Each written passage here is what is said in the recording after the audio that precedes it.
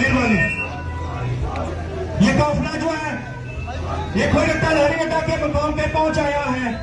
वादिया बना खोरट्टा की मशहूर आवाम, आपको मैं सलाम पेश करता हूं। आप जिस तरह नन्ही परी की आवाज बने, इसमें सच्ची बात है कि तमाम लोग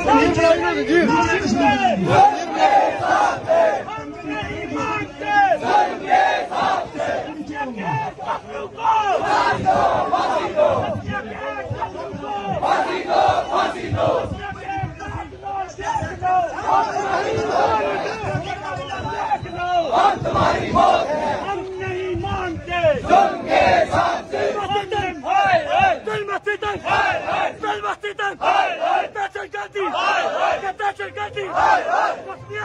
ये नाराबाजी बंद करेंगे।